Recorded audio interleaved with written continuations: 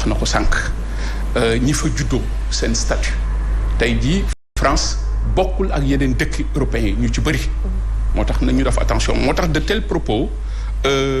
dafa war a soulever un débat sur l'intégration d'abord tey ci contexte bi ñu nekk en France mu nekk contexte électoral amul offre politique il y a pas d'offre l'immigration et l'islam ñooy la marchandise électorale loolu moom mooy leur fonds de commerce ces insultes là fond de le commerce là pour quelqu'un comme Éric Zemmour qui pour moi est un accident de l'intégration c'est un échec de l'intégration parce que mënoo xel mënta nangu ab naar di saaga ay nit ku ñuul ci réewum tubaab xel mënu ko nangu donc il y a un problème alors tey la migration xam nga il y a depuis la chute du mur de Berlin il y a une disparition des idéologies tey c'est les questions identitaires ñoo jël la place en Europe moo tax malheureusement nous glissons vers une Europe qui tourne vers l'extrême droite et c'est extrêmement dangereux loolu moo indi lii tey ñu jël la migration comme étant le contraire de l'identité l'islam et la migration mis au banc des accusés par une laïcité juridico-politique ci dëkk bu mel ni France loolu moo tax ñu xaw a jaaxle parce que vu le statut particulier de la France moo tax tey wax bu demee nii tey dafay poser waat débat bi mais jullu ñu bett moo tax du ñu sax focaliser man Jeune Afrique mu ngay woo si suba depuis Paris sur la réaction de Zemmour ma ni leen j'aurais voulu que ñun ak yéen ñu poser le débat à un niveau supérieur pour que ñu xam ni France warut a fowee yenn wax yi waru ko sax d'accord ça devrait être condamné mais malheureusement dégguloo ci autorité française yi le gouvernement français bu condamné ko xam nga li tax ñoom li ñu mënul woon wax Zemmour bu ngi koy wax ci suuf li ñu mënul woon wax ci suuf Zemmour bu ngi koy wax ci kaw loolu moo tax ñoom loolu moo tax voilà ñu noppi maintenant je rappelle que il y a quelques mois de cela la présidente de la Commission européenne Van der Urson xawma leen voilà dafa taxaw ni à propos de l'immigration mu ne c'est un moyen de nous devons préserver un mode de vie européen c'est extrêmement grave c'est quoi un mode de vie européen alors qu'on devrait parler de l'Europe de la diversité France ñoom xamuñu seen dafa mel ni xamuñu seen histoire parce que bu ñu xamoon seen histoire on ne devrait pas permettre à Éric Zemmour à Valérie Pécresse ak ñoom seen biir ñuy wax yenn waxi seen campagne électorale parce que même au chapitre des migrations dama leen di rappel en 1685 avec la révocation de l'édit de Nantes 2000 huguenots français daw nañu dem duggi aux États-Unis di làqatu ñooñu xamuñu seen histoire en 1877 plus de 78 000 français avec l'achèvement du canal Erie en 1860 boo xoolee ñoom ñëpp boo demee Cincinnati dans les villes du Midwest ñoom ñoo fa fees Cincinnati et cetera kon ñooñu suñu xamoon ñoom seen histoire duñu wax lii mais nag tey il y a un échec des politiques d'intégration te kenn mënul wax immigration sans intégration parce que l'intégration devrait être tout simplement un processus à double sens qui lie les migrants aux citoyens autochtones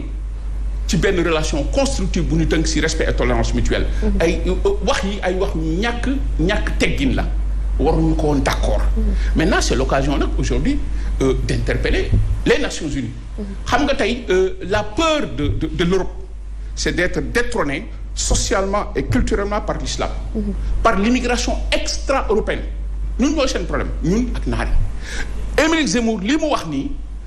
yebeel la parce que sañu ko wax ci naar yi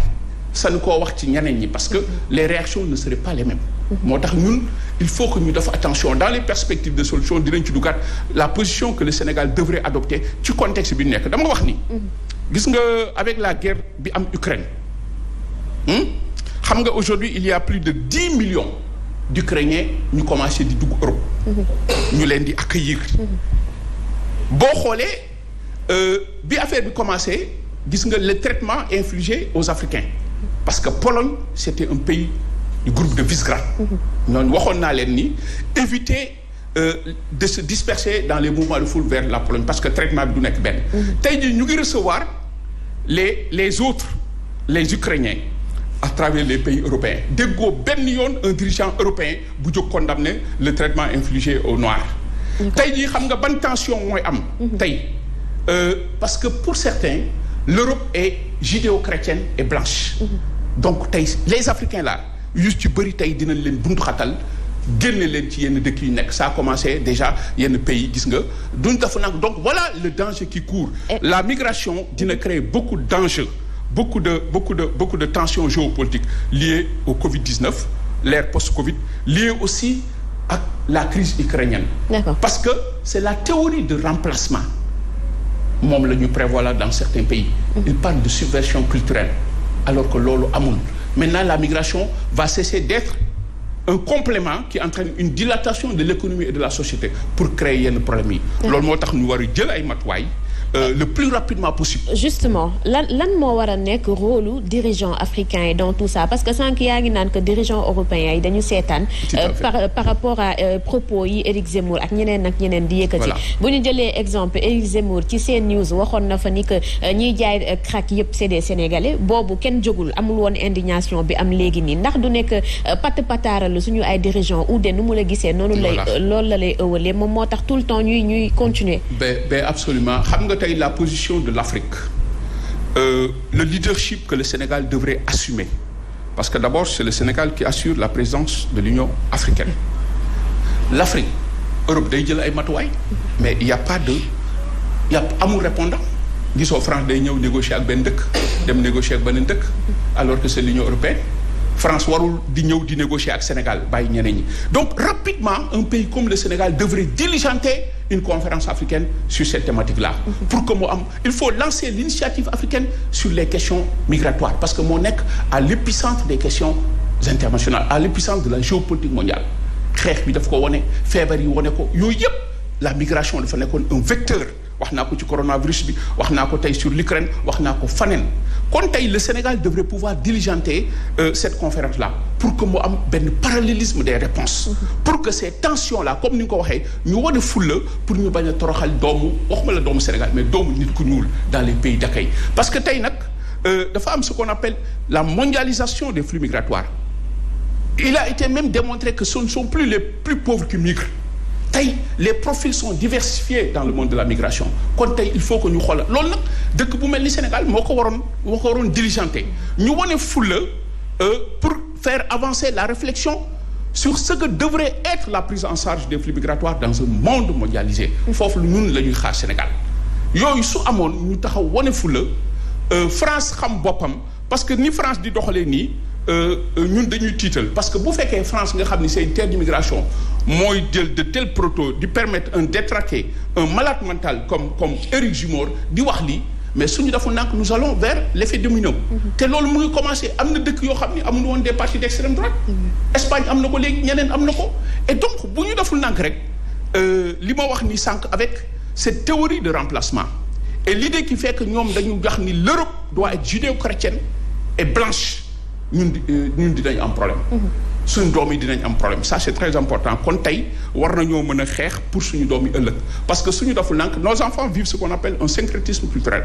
du ñu am foofu place du ñu am fi place donc d'entre ñun da ngay gis dañuy wax suñuy nationalité européenne mais tubaab bi faale wuñu de nous avons des passeports européens mais boolewuñu sax ci Europe parce que ñoom pour ñoom l'Europe est blanche et judéo-chrétienne alors que c'est l'Europe de la diversité mais suñu demee ba ku jógee Commission européenne nekk fa chef di tenir de tels discours kenn waxul dara kon su ko Éric Zemmour waxee on aurait compris donc tey Afrique moo jóg wane fulla ba kenn dootul toroxa ay doomam Afrique moo jóg wane fulla wane une harmonisation des positions sur ces questions migratoires une convergence de paix une convergence fiscale architecture de sécurité pour faire face aux défis de la mondialisation loolu moo des Afrique parce que tout simplement fi ñu jàppee les dirigeants africains c'est sur l'aide au développement aujourd'hui l'aide au développement est devenu tout simplement un instrument de politique internationale dañ lay jox xaalis bi nga noppi li nga bëgg lañ lay defloo buñ la nee waxal li nga wax suñ la nee noppil nga noppi et l'Afrique n'a plus besoin de ça c'est pourquoi ñun dinañ ci dellu si waat dañuy réclamer plus de fermeté wala posture bi nga xam ne ambassadeur bi jël na ko baax na bon écoutez moi je ne suis pas xam nga li tax je ne suis pas d'accord c'est vrai que l'ambassadeur puisse réagir c'est tout à fait normal mais dama wax ni pour man cette réaction elle est tardive parce que au début ni mu lay gisee rek la lay ëwee xam nga li tax combien de Sénégalais ont été tués assassinés en France rek laa jël j'ai donné la liste ou retrouvés morts dans des circonstances troubles nous n'avons pas vu de protestation mais rey moo gën a fort les propos de Macron de Zemmour du moins donc foofu la faille bi nekkee donc comme ni nga ko waxee on aurait pu quand même depuis dès le début taper sur la table bërki démb la ñuy rapatrier ay nit et pourquoi l'Europe expulse Sénégal warul d'accord loolu keroog bi ñu taxawee naan ay affaire ay lu kenn xamul dañuy xoolaat les quotas des pays ont protesté les Algériens là ak Marocains bi ñu ne dañuy rapatrier dañoo bañ ñemewuñ leen mais ñun il faut pas que ñu d'accord loolu parce que l'aide au développement est là je crois que aujourd'hui il faudra cette révolution socioculturelle épistémologique loolu la ñu woote dans tabaxaat parce que aujourd'hui c'est l'heure des perspectives panafricaines pour que ensemble tabaxaat bi dinañ si ñëw yaa ngi wax intégration problème intégration moo soulevé waat mais immigration dans sa globalité aujourd'hui dafa nekk préoccupation bu sérieuse mais tey lan moo empêché nos États bu ñuy recevoir fii l'Occident seen chef yi ñu am ay accords yu ñu signé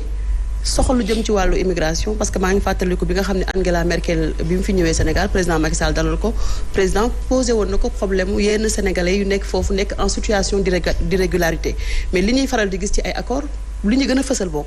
ay accords de défense la ñuy wax ak sur le plan de la santé mais immigration foofu duñu leen sentir trop. non ñu ngi koy wax sax mais c'est un point sensible tubaab yi saa bu ñu déplacé ñëw fii la migration est au centre parce que j'avais honorable effectivement du ma bàyyi mu wax lu amul.